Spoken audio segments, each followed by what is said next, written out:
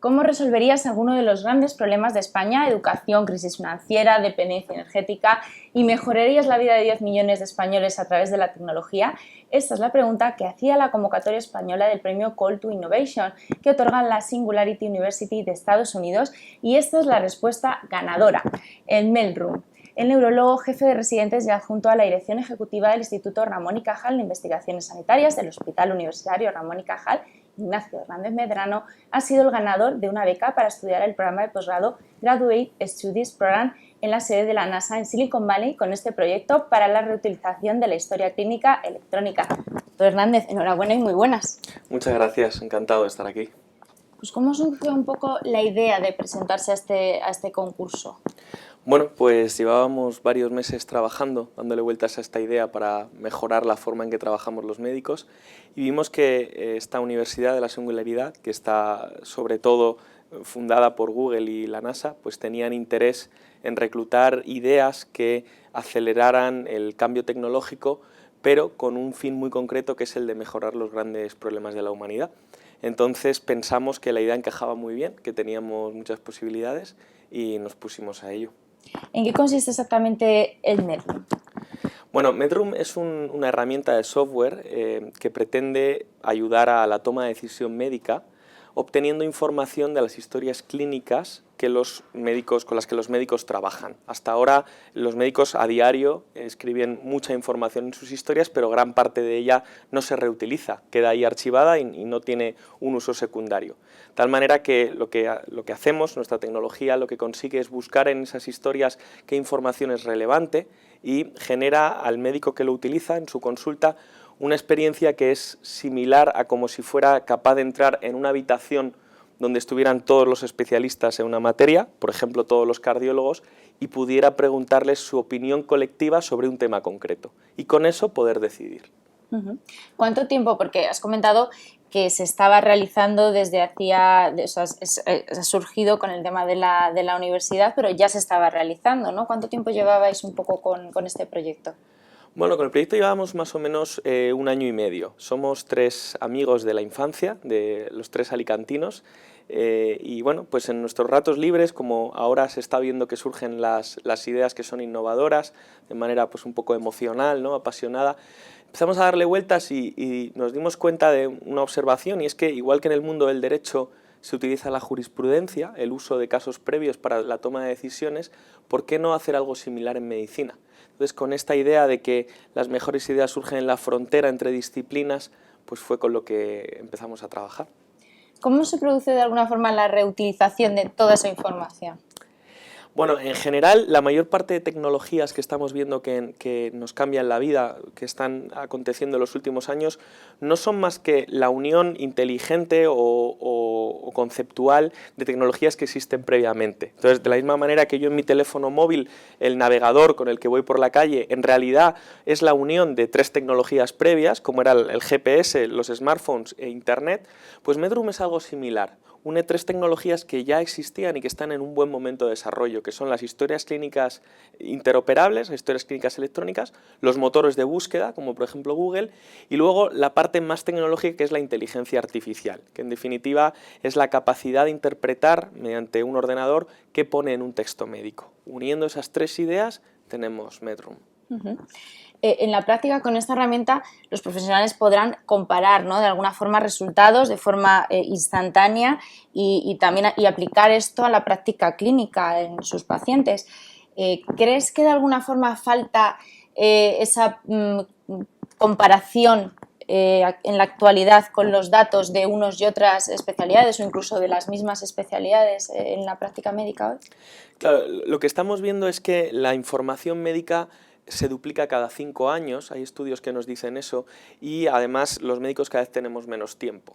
La presión asistencial por el envejecimiento de la población, los crónicos, no nos está dejando tiempo para estudiar y para mantenernos actualizados. Entonces, a diferencia de hace unos años, cuando éramos capaces de estudiar y mantenernos razonablemente al día, estamos viendo que la mente humana, la mente del médico, va a necesitar ya urgentemente de lo que llamaríamos redes neurales artificiales, es decir, utilizar la tecnología para compartir conocimiento de una manera mucho más eficiente que la manera clásica, en un libro, en una revista científica, en un congreso. Eso se está empezando a quedar obsoleto. Necesitamos tirar de tecnología para que ese conocimiento se comparta sin intermediarios, de una manera instantánea. Eso es precisamente lo que buscamos.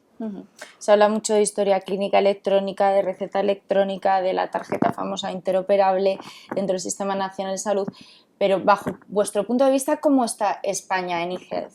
No estamos mal. España no es un país, es más bien de los más avanzados en este sentido. Muchas comunidades autónomas tienen ya desarrollada la historia clínica electrónica, que es interoperable dentro de la comunidad autónoma.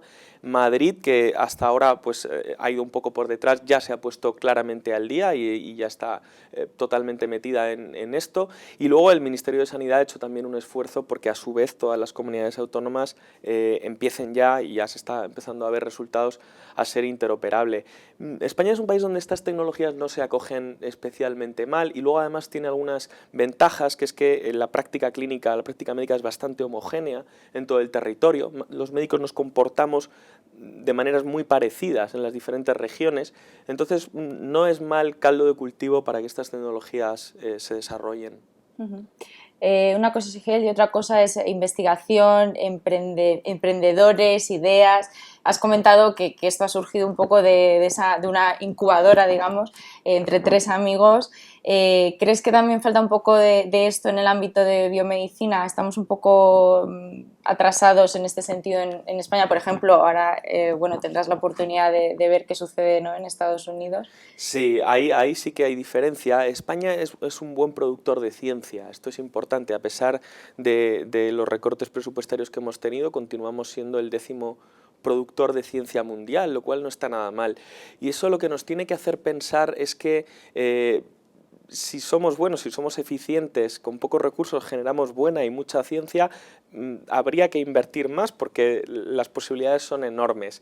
Pero es verdad que en el paso de la investigación a la innovación, a lo que es transformar eso en productos cuantificables, industriales, etcétera, que generen retorno económico, ahí nos cuesta más, ¿eh? Nuestras empresas son más tímidas y ahí hay un gran hueco comparado con el resto de Europa. De todas maneras, yo soy optimista.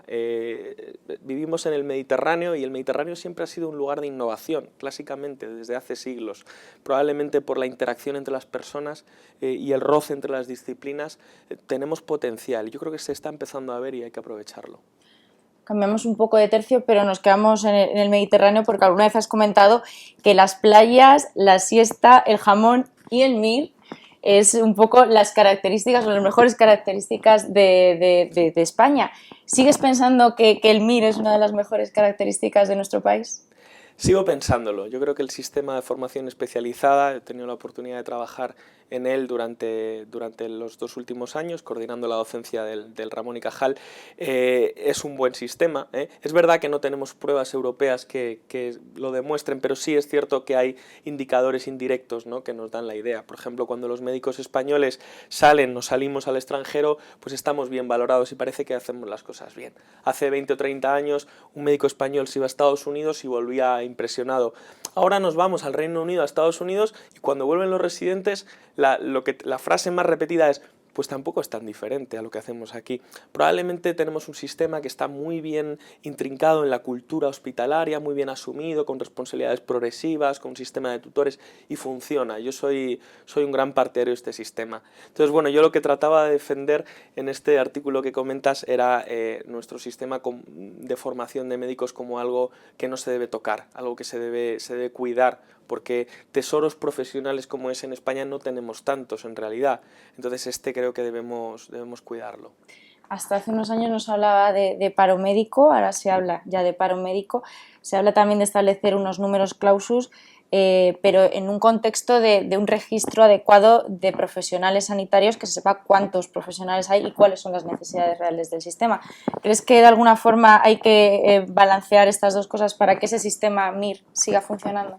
Sí, sin duda. Estamos viendo que el número de egresados de las universidades es excesivo, es mayor que lo que el sistema puede absorber. En los próximos años esto se va a agravar Y creo que esto viene de atrás, viene de establecer un control de tal manera que las decisiones de la creación de universidades sean competencia global, ¿no? Sean competencia del Estado como máximo de las autonomías, pero que no cualquier mandatario pueda abrir una universidad en el momento que mejor le parezca.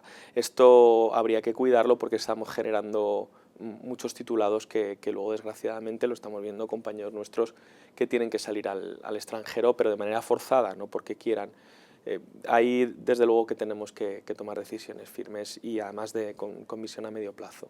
Una cuestión que está generando bastante polémica, ya que estamos hablando un poco del tema de la residencia, los temas educativos y profesionales, es el Real Decreto de troncalidad. Algunas sociedades científicas se declaran manifiestamente en contra. ¿Cómo valoras este Real Decreto? ¿Crees que vas a ayudar de alguna forma a esa formación? Yo creo que el Real Decreto de Troncalidad tiene demasiados defectos en su concepto y en su ejecución. No dudo de la buena intención que subyace, que es hacer al especialista más multidisciplinar, que el médico no se superespecialice y olvide la medicina en su contexto general, etcétera. Pero luego, en la práctica, al final lo que ha pasado es que algunas especialidades se han quedado dentro de los troncos y otras no, y eso no obedece a criterios racionales, sino probablemente a la presión que han ejercido las sociedades científicas. Luego, además, desde el punto de vista del residente, encontramos que las rotaciones que va a realizar en uno y otro tronco no se corresponden con las necesidades formativas. Si yo, por ejemplo, voy a ser cirujano torácico, no voy a rotar por neumología, porque es médica, no es del tronco quirúrgico. Eso es difícil de defender. Y luego, además, tenemos un problema, y es que si no hemos sido capaces de implantar el Real Decreto 183/2008 en 6 años, como de hecho no está implantado en la mayor parte de hospitales de España, ¿cómo vamos a asumir ahora la enorme carga administrativa y burocrática que es poner en marcha un Real Decreto de troncalidad en el que se tienen que conformar unidades docentes troncales, tutores troncales, jefes de estudios, comisión de docencia troncal? Parece como que no estuviéramos preparados para asumir este proyecto. No puedo ser optimista, aunque intento no ser resistente al cambio, porque no veo indicios de que esto vaya a tener un buen aterrizaje. Pues doctor Hernández, muchas gracias por habernos acompañado en Salud TV. Lo esperamos para que nos cuente cómo evoluciona Medrun y también la experiencia en el Silicon Valley. Gracias por estar con nosotros. Estaré encantado de contárselo. Muchas gracias.